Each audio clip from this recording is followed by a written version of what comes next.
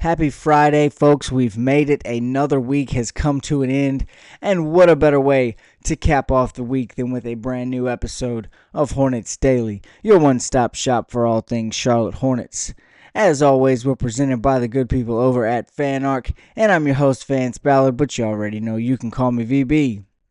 Want to thank everybody for joining us today, watching along with us out there. If you haven't already, hit that subscribe button, leave a like and a comment down in the comments section. Want to hear some of your guys' thoughts on what we've got coming up on the show today. Some of the buzz going on around the Queen City as we head into the weekend. Now, as you know, it's been kind of a slow week. Not a whole lot going on. A bit of a slower show today as well. Just not a crazy time here in the NBA as we approach the end of August and move into the beginning of September. We are creeping ever so close to the preseason and the beginning of the regular season. It is just around the corner.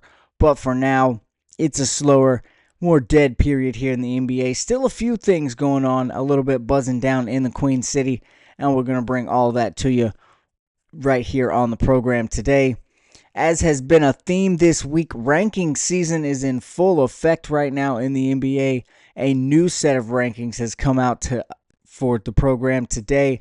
Bleacher Report has decided to rank each team starting five. We'll tell you where the Hornets landed on the list and talk a little bit about that. We've gotten a lot of insight into Musa Diabate. We've seen a breakdown of his summer training session. We've heard him talk about his transition to the Charlotte Hornets, and we'll dive into that on the show today as well. Miles Bridges has been the topic of discussion quite a bit this summer. There's been some mock trade discussions. He's been titled an unfriendly title here in the NBA, and now there's some experts predicting he takes a step backwards and maybe even declines a little bit in his performance this upcoming season. We'll talk about that on the show today as well. And as you all know, the Hornets still have some big roster decisions to make. Got to get that number down to 15. I'll go over a few possible things they could do in that scenario today as well as we wrap the show up. Now, you know I don't beat around the bush here on the show. Like to dive head first into the program, and as always, that is what we're going to do right now today. Again, as I mentioned, ranking season has come into full effect. Everything is being ranked right now. Everybody, every writer, every expert, every company has their own ranking system, their own who's who of this category, who's here in this category, whatever it may be. Got to try to give the people something to read, something to talk about, and that's what Bleacher Report has done as they have put out their they have ranked each team's starting five in the NBA. Greg Swartz, specifically over at Bleacher Report, has put the article out, and he has the Hornets coming in at number 25, the 25th overall starting five in the NBA. Once again, an expert has Charlotte near the bottom of the league in another category. Down towards the bottom, again, members of that basement of the NBA that we've been talking about. That's where Swartz has put the Hornets starting five. Now, he did compliment Charlotte, saying, quote, on paper, Charlotte has some real talent in their opening five, but that was about the most positive thing he had to say about the projected starters, or his version of the projected starters for the Hornets, which, interestingly enough, looks like this. LaMelo Ball, Brandon Miller at the 2, Con Knipple at the 3, Miles Bridges at 4, and Musa Diabate at the 5.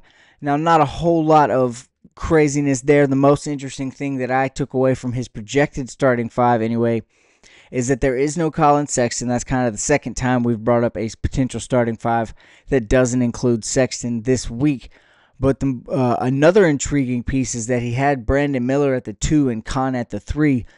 I would expect, and I think it would be not crazy to be the expectation for, if Con is going to be a starter, he would be the one at the 2, Brandon Miller be playing the 3, just with a little more experience in the NBA, a little more experience playing on that wing, guarding those guys coming into would be a tough task for the rookie Con Knipple if he were to start on opening night, and this is what the lineup would look like.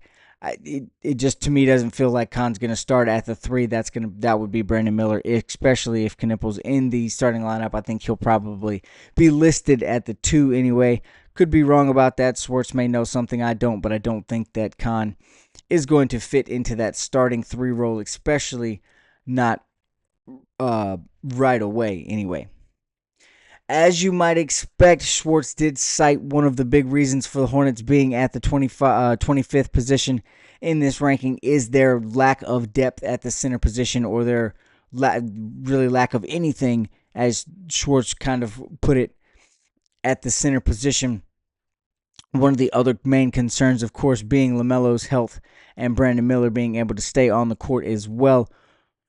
But back to the center thing, that's just another expert, another member of the NBA media who doesn't think the Hornets have what it takes at the center position. Now, as we know, we've talked about that several times this week and in the last couple weeks, honestly, here on the show, that the Hornets themselves, the organization, Charles Lee, Jeff Peterson and company, everybody in the building is starting to become more and more confident in the centers that the Hornets do have. They're starting to feel like it might be the best decision to just ride with the guys they have this season. Play Musa Diabate, play Kalkbrenner, play Mason Plumlee in that veteran spot, cleaning up some minutes that he needs to come in and hold it down for a little while Diabate and Kalkbrenner rest. And if they don't pan out, Plumlee's veteran presence and knowing what you get out of him could be beneficial for the Hornets as well.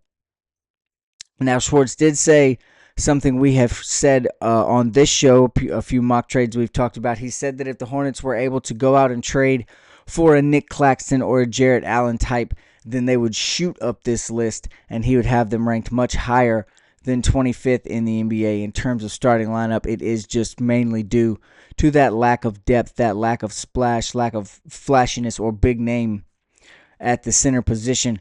But again, if Diabate and Kalkbrenner and Plumlee are able to prove themselves a little better, a little more useful, I guess, for lack of a better word, than the rest of the league's, than the media and then the rest of the league's experts and writers and all of this, if the centers can be better than they think they are, then this team should have a very quality starting 5, as as LaMelo Ball, Brandon Miller, Con Knippel, Miles Bridges all can score the ball. We know we still have to wait and see what's going to happen, how Con is going to pan out, but if it goes the way we think it is, his scoring is not going to be an issue as well. So if they can just have some competency, some efficiency, a good rebounder, a strong defensive anchor on the inside at that 5 position, then this starting lineup is going to be quite good, in my opinion. A lot of things to look at, a lot of names, a lot of exciting things to watch in regards to that starting lineup going forwards. No matter what is at the center position, the other 4 names are going to be exciting, whether it be Colin Sexton or Con Knippel starting at that 2 guard, whether it be Brandon Miller at the 2, Brandon Miller at the 3. The starting lineup is going to be exciting on paper, no matter who the Hornets run out at the 5, but if they can get some quality play out of that, then they can get some wins and not just an exciting group on paper as well. Now, as we mentioned Musa Diabate over and over there in that talk about the starting lineup, we got a little bit of insight into his summer training program, his regimen, what his mindset was when he transitioned from the LA Clippers and decided to sign with the Charlotte Hornets. It was a nice little deep dive as Musa Diabate went on the Grind Time YouTube page, which, full disclosure, I don't know a lot about, but it does seem to be a French-based basketball training program. The coach that Musa was working with in the video was speaking French the whole time as well, so it seems like he is out working with some of his countrymen and trying to improve his game. But the overall video itself was what I found to be very intriguing. Again, we got to watch a little bit of a training session for Moose, see him break down some of his film, some of the guys he's been watching and studying in the NBA, and then get to go hear again his thoughts on coming to the Hornets, what it means for him to have to get to be on the Hornets and have earned that standard contract and now become a major piece, a big player, a very important and probable starter for the Charlotte Hornets. It was nice to see that and get that insight into Musa and what he's been doing this summer. Again, the video started with him breaking down some of his own film, watching some of the things he does well, some of the things he struggles with and needs to improve on in his game. And then we saw him watching some film of some other big men in the NBA, some of the more proven guys who have some things in their offensive bag that Musa may not. Interestingly enough, I know it's just kind of mere coincidence, but with all the talk about Jarrett Allen and the potential for the Hornets trading to add a guy like him or him in general, I thought it was very interesting to see one of the first players and one of the guys that we saw Musa watching and studying the most on film was in fact Jarrett Allen, and some of his little floater shots that he has the ability to make right outside of the restricted area or close down into the paint. So it was interesting to see that the media and the Hornets have been talking about the prospect of adding a guy like Jarrett Allen, and then Musa is sitting there breaking down his game, studying him, and trying to add some of the tricks and tools that Allen has. I just thought that was coincidental maybe and a little bit interesting as well. Now, as I said, during this session, Musa talked about his time with the Clippers and his decision to sign with the Hornets and join Charlotte on what was originally a two-way contract. He talked about his time in LA, and he said it was interesting being surrounded by all the older guys. He mentioned names like Kawhi Leonard, Russell Westbrook, and John Wall. He said that his time with the Clippers was much more about learning than playing out there. So he was excited when he did sign with the Hornets, and he saw the prospect of himself getting some playing time despite originally being on that two-way contract. And then things worked out. I'm not excited, I'm not praising the injuries or anything like that, but it worked out in Moose's favor when Nick Richards and Mark Williams went down with injury, and he was thrust into a much more playing time heavy role here with the Hornets, and he was able to take advantage of that and make the best of the situation. As we know, he has now earned a standard NBA contract, still waiting on that to be guaranteed, but it will absolutely be done before the season starts, as Moose is going to be a very important piece of this roster, as we know going forward. He's also the only one of those three big men that I have mentioned, Nick Richards, Mark Williams, and himself. He's the only one still on the roster, so that too kind of speaks to the promise that the Hornets saw in him right away in his abilities and what he already did well despite still needing to improve. Again, that situation was good for Musa. He was able to get thrust into the spotlight. He was able to be thrown into the fire on the floor, allow for himself to understand what he does well at the NBA level, but at the same time, kind of start to gather things he needed to get better at, pick up on those small little tools and tricks of the trade that he needs to improve to make himself a consistent starter in the NBA and a legitimate big man on the inside in the league. Again, he improving in those areas is something he has been focusing heavily on this summer. We saw, again, him hard at work, him working on jump shots, him working on his footwork in the paint and outside of the paint. He was trying to develop a nice little turnaround jump shot in the video as well, and his form shooting the ball seems to have improved and something he's been working hard on this entire offseason. Now, we know already that Moose is an elite rebounder on both ends of the floor, but to see him working on his touch around the rim, his footwork in the paint, and his jump shot in general just shows the possibilities of him becoming a legitimate problem on the inside for big men in the NBA, as again, he is already one of the top rebounders in the league, and that looks to only improve as he's able to use his athleticism, length, and bounce off the floor to go up and grab rebounds off the glass. Again, both on either end of the floor, offensively or defensively, he is absolutely in that elite category of rebounders in the NBA. Musa also laid out his training schedule during for his summer training schedule during this video. He said his day starts around 6:30 when he wakes up. He's in the gym lifting from 7 to 8. And then he goes through about 3 to 4 different training sessions per day, whether it be shooting, footwork, defense, whatever the day calls for is what he's training on. But he is in the gym 3 to 4 different times a day. And then he said he wraps up most of his days with a quick shooting session or a cardio session in the gym late in the evening before going to bed. It's very, very nice to see him this hard at work, and it just kind of circles back to him turning down his offer to rejoin Team France, as he has already committed himself to improving for the Charlotte Hornets and the NBA regular season. And this video kind of emphasizes that dedication and that hard work that he is putting in to making himself better, as he hopes to become a starter on this Hornets team and a legitimate piece of the future going forward with the franchise. Now, Charlotte seems to be very serious. The Hornets seem to be committed to riding with Diabate and having him be this, if not the starter, one of the first guys off the bench at either the 4 or the 5. I know we've talked a lot about him being that starting 5. It seems that Charlotte is serious about keeping him around, keeping him in-house, and letting him develop, being one of the guys they take the time to develop. And he seems to be doing everything to make them not regret this decision. He seems to be trying his best to prove the Hornets right in betting on him and gambling on him. I think that he's doing everything correctly, and I think he's going in the right direction. I've said it several times. I'm very high on Musa. I think he is going to work out and be just fine.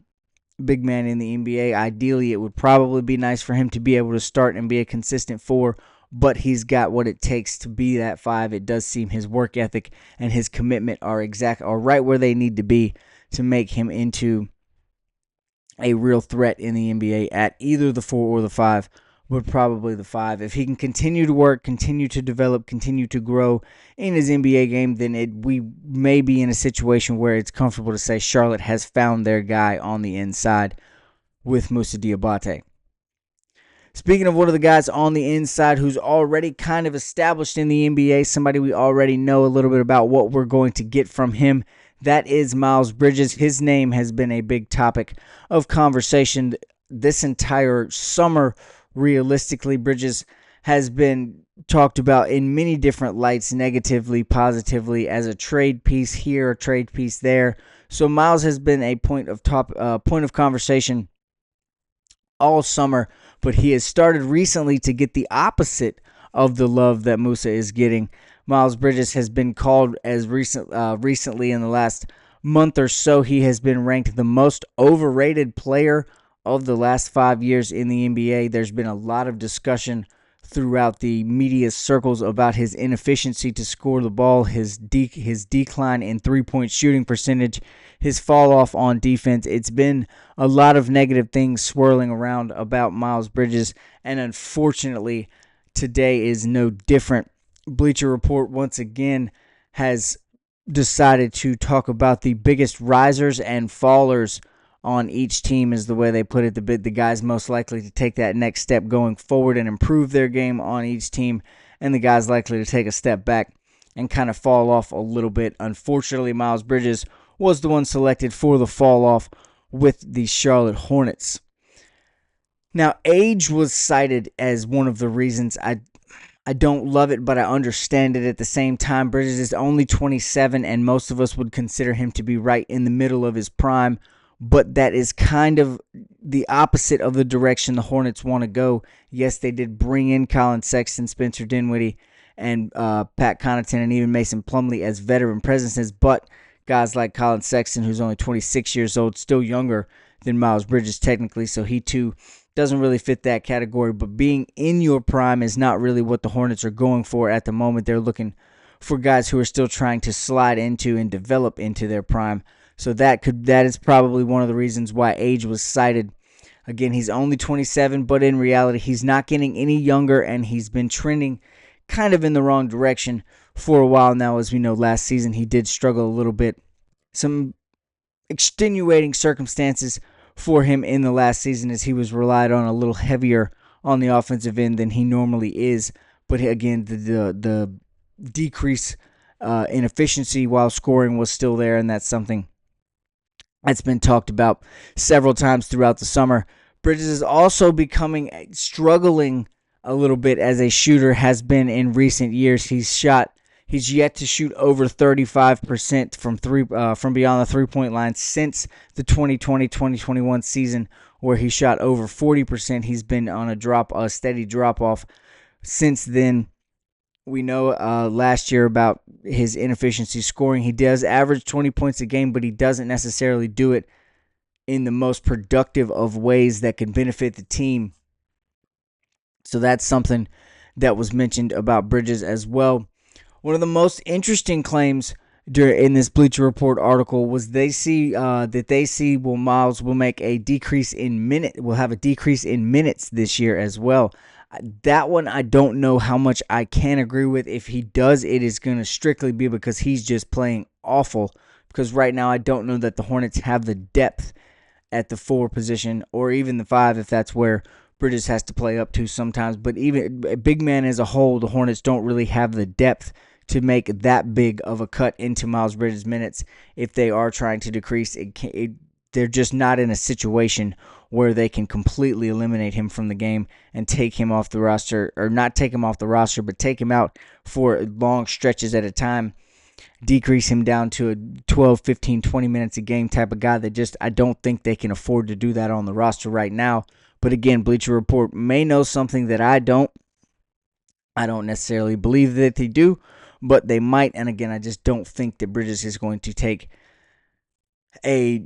get a decrease in minutes just because of the lack of depth at the big man positions that the Hornets are currently suffering with right now.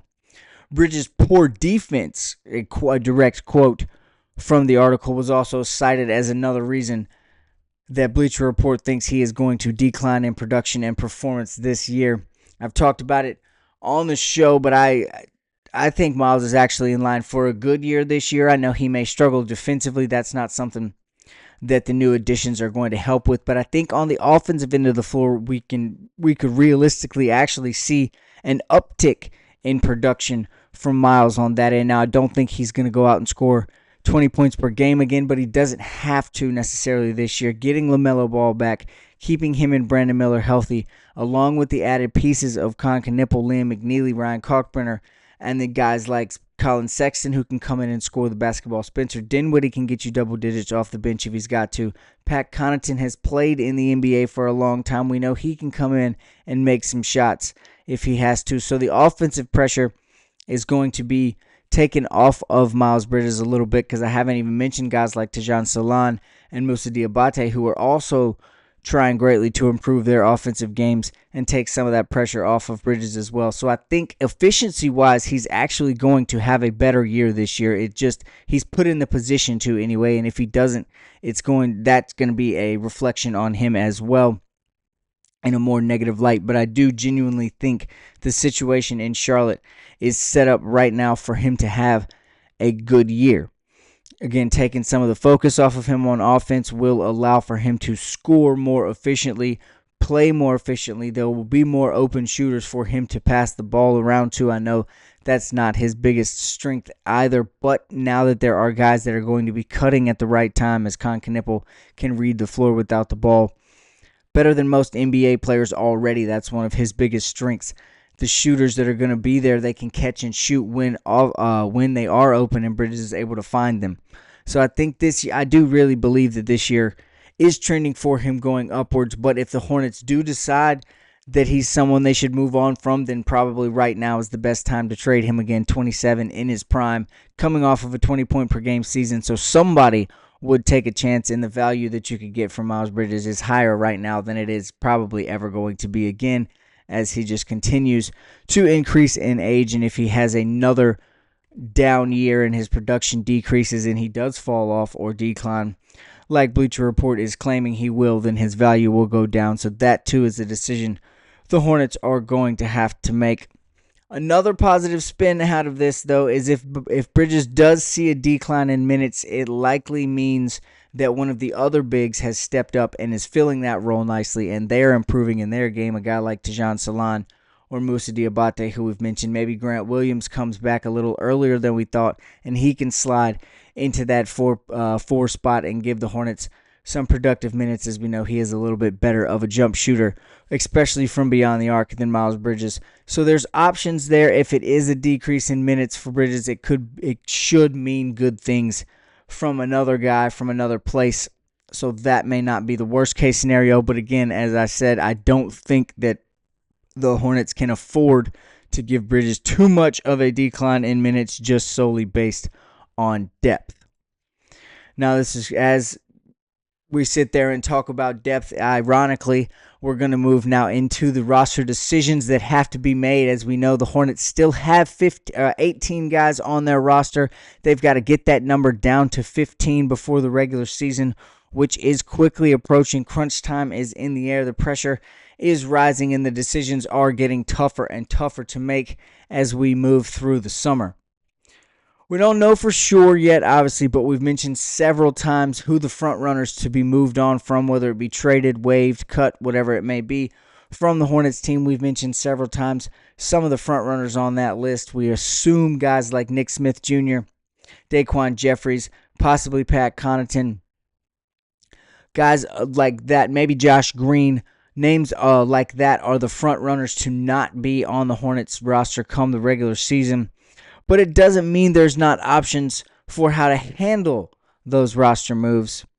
One of those guys mentioned, as I said, Nick Smith Jr. We've talked about him a lot, especially this week. We talked about him on the show yesterday. As a matter of fact, he has been mentioned several times as one of the guys not likely to be on the Hornets come the regular season. I still think that probably reigns true. But the question is, how is that going to come to fruition? How is that going to happen? Is it going to be by trading Nick Smith Jr., by waiving Nick Smith Jr.? What is going to be the options? Well, again, we talked about the mock trade yesterday where they could move him out to Golden State and in return get a guy like Trace Jackson Davis and move some second-round picks out there as well. But there is also just a chance that the Hornets decide to move on for from Nick Smith Jr., just for picks in general, getting no players back to keep that roster number down, but do add some more assets. Because when I think about this, I think about the Laying the Foundation Real Access YouTube that we got to watch, the documentary kind of thing about the Hornets and about the pre-draft process. And when Jeff Peterson said that that the Hornets were eventually going to, quote, cash in on all of the assets that they have, adding more second-round picks after moving a guy like Nick Smith could only increase those assets that could be used for the aforementioned cash-in. Nick Smith Jr. also probably the player that I just mentioned who has the most value that the Hornets could still get something out of. Again, maybe a Josh Green if he wasn't hurt or if it turns out he's healthier than we think he is. His value could be increased as well. But right now, Nick Smith Jr. probably the most valuable of the guys who the Hornets are going to move on from. Question is, would Charlotte settle for just picks in that situation for Nick Smith? I think based on the way we've heard them talk, what we know the long game eventually is going to be here in Charlotte, I think that they would be just fine settling for picks if that's what the other teams are willing to take and willing to trade for Nick Smith Jr. Then I think that's something the Hornets would definitely settle on.